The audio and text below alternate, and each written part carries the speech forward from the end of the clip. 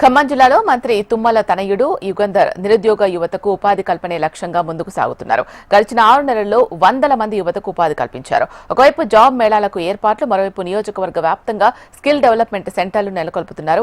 రాష్ట్ర వ్యాప్తంగా మంత్రిగా తుమ్మల నాగేశ్వరరావు అభివృద్ధి కార్యక్రమాల్లో బిజీ అవుతున్న నేపథ్యంలో యుగంధర్ స్థానిక ప్రజలకు అండగా నిలుస్తున్న తుమ్మల యుగంధర్తో మా ప్రతినిధి రవికిరణ్ ఫేస్ టు ఫేస్. యువతకు ఉపాధి ఇవ్వడంలో ముందుంటున్నారు మంత్రి తుమ్మల నాగేశ్వరరావు తనయుడు యుగంధర్. ప్రస్తుతం జిల్లా వ్యాప్తంగా కూడా చాలామంది యువతకు ఉద్యోగ అవకాశాలు కల్పించే విధంగా రోజువారీగా అదే ప్రక్రియలో పనిచేస్తూ, అలాగే స్థానికంగా ఉన్నటువంటి యువతకు ఏ అవసరం వచ్చినా కూడా అండగా ఉంటున్నారు. ప్రస్తుతం మనతో పాటు తుమ్మల యుగంధర్ ఉన్నారు. సార్ చెప్పండి, జాబ్ మేళాలు కావచ్చు, యువత ఉపాధి విషయంలో కావచ్చు చాలా ఏర్పాట్లు చేస్తున్నారు.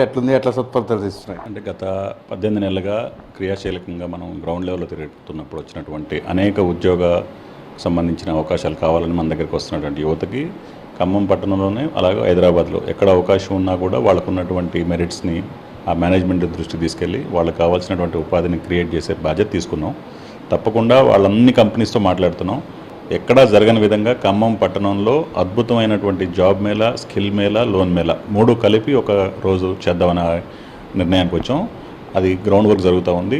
అన్ని నిర్ణయాలతో పాటు మేము ముందుకు తొందరలోనే ఆ డేట్ అనౌన్స్ చేస్తాం. తప్పకుండా ఒక 5,000 మందికైనా మనం క్రియాశీలకంగా ఉద్యోగాలు ఇప్పించాలనేది మన ఆలోచన. గతంలో కూడా చాలా డివిజన్లో కమిటీలు ఏర్పాటు చేశారు. యువత అంతా కూడా మొబిలైజ్ చేశారు. స్టడీకి సంబంధించి కూడా చాలా చోట్ల సీట్లు ఇప్పించడం కావచ్చు, వాళ్ళకి కావాల్సిన ఆర్థిక వనరులు వేరే స్పాన్సర్స్ ద్వారా ఇప్పించడం కావచ్చు, అవి ట్రస్ట్ ద్వారా ఏమైనా జరుగుతున్నాయి సార్? అంటే ట్రస్ట్ ద్వారా జరుగుతుంది. అలాగే నాన్నగారు ఆఫీస్ నుంచి జరిగే ఇక్కడికి వచ్చే ప్రతి అప్లికేషన్ని తీసుకొని వాళ్ళకి కావాల్సినటువంటి అవసరం ఏంటి, వాళ్ళకు ఉన్నటువంటి ఇబ్బంది ఏంటి, ఏ కాలేజీలో రీఎంబర్స్మెంట్ రాకపోవడం వల్ల సర్టిఫికెట్లు రావట్లేదు, ఏ కాలేజీలో వాళ్ళకి ప్లేస్మెంట్స్ కావాలనే దాని మీద గ్రౌండ్ లెవెల్ వర్క్ చేసుకుంటున్నాం. ఇక్కడికి వచ్చిన ప్రతి అప్లికేషన్ని దాన్ని ఎనలైజ్ చేసి వాళ్ళకి ఒక పాజిటివ్ సొల్యూషన్ అయితే ఇవ్వగలుగుతున్నాం.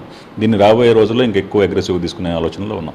మంత్రి తుమ్మల నాగేశ్వరరావు గారు ఫుల్ బిజీగా ఉన్న వాళ్ళ తనయుడు క్యాంప్ ఆఫీస్కి వస్తే దొరుకుతాడు, కష్ట నష్టాలు ఏమన్నా కూడా ఆయనతో మాట్లాడొచ్చు అని జనం పెద్ద ఎత్తున ఇక్కడ రావడం చూస్తున్నాం. ఎట్లా అనిపిస్తుంది వాళ్ళకి సేవ చేయటం? అంటే ఇప్పుడు 40 సంవత్సరాలుగా రాజకీయంగా నాన్నగారిని చూస్తూ పెరిగాను. పబ్లిక్ వచ్చే అవసరాలు ఏంటి, వాళ్ళకు ఉన్నటువంటి ఇబ్బందులు ఏంటి అవన్నీ క్షుణ్ణంగా తెలిసినోండి కాబట్టి నాన్నగారి దగ్గరికి వచ్చి అన్నీ చెప్పుకోలేరు, అంత టైం దొరకట్లేదు. ఆయనకు ఉన్నటువంటి బిజీ స్కెడ్యూల్లో రాష్ట్ర వ్యాప్తంగా తిరుగుతూ ఉన్నారు కాబట్టి ఆ లోటుని భర్తీ చేయాలనే ఉద్దేశంతోనే గత 19-20 నెలలుగా ఖమ్మం పట్టణానికి వాళ్ళు ఇచ్చినటువంటి అపూర్వమైన గెలుపుకి మనం రుణం తీర్చుకోవాలనే ఉద్దేశంతో నేను ఇదంతా కూడా టేకప్ చేస్తున్నాను. తప్పకుండా ఈ రాబోయే 3.5 ఇయర్స్లో ఇప్పుడు చేసిన దానికంటే బెటర్గా చేసి పబ్లిక్ తోటి శబాష్ అనిపించుకొని తుమ్మల గారికి మళ్ళీ బ్రహ్మరథం పట్టే విధంగా చేయాలనేది నా ఆలోచన. మీరు అగ్రికల్చర్ మీద కూడా ఎక్కువగా దృష్టి పెడతారని తెలిసింది. అగ్రికల్చర్ ఏమన్నా చేస్తున్నారు సార్? వ్యవసాయం అంటే నేను నమ్మే రంగం వ్యవసాయం. నాకున్న అందరికీ కూడా చెప్తుంది ఏంటంటే తప్పకుండా మీకున్నటువంటి 1 ఎకరం ఉన్నా 2 ఎకరాలు ఉన్నా కూడా ప్రకృతి వ్యవసాయంలోకి వెళ్ళండి. అది భవిష్యత్తు, మనల్ని కాపాడేది వ్యవసాయం అనేది గట్టిగా నమ్ముతున్నా. ఇప్పుడు కూడా మార్నింగ్ అంతా కూడా వ్యవసాయం చేసుకొని ఈరోజు ఇక్కడ ఆఫీస్ రావడం జరుగుతుంది. ప్రతిరోజు దినచర్య ఇటు వచ్చినప్పుడు కంపల్సరీ వ్యవసాయం చేసి ఇక్కడికి వస్తాం. వ్యవసాయంలోనే భవిష్యత్తు ఉందని గట్టిగా నమ్ముతున్నా కాబట్టి నేను ఇచ్చే పిలుపు కూడా అందరూ, అవకాశం ఉన్న వాళ్ళందరూ కూడా వ్యవసాయం చేయాలి. అదే మన దేశాన్ని, మన రాష్ట్రాన్ని కాపాడుతుంది. అంటే ప్రధానంగా ఖమ్మం నగరంలో కల్చర్ కూడా డెవలప్ అవుతుంది. మెట్రో సిటీస్ లాగా ఖమ్మంలో కూడా చాలా వరకు అపార్ట్మెంట్ కల్చర్ కావచ్చు, అలాగే కొంత అడ్వాన్స్డ్ స్టడీస్ కూడా ఇక్కడ నడుస్తుండడంతో యువతకి కొంత కల్చరల్ ఈవెంట్స్ ఏమన్నా ఎక్కువ పెట్టే అవకాశం ఉంటుందా? అంటే ఎక్కువ ఇప్పుడు ఉన్నదంతా కూడా స్కిల్ డెవలప్మెంట్ మీద ఉన్నామండి, ఎంప్లాయ్మెంట్ జనరేషన్ మీద ఉన్నాం.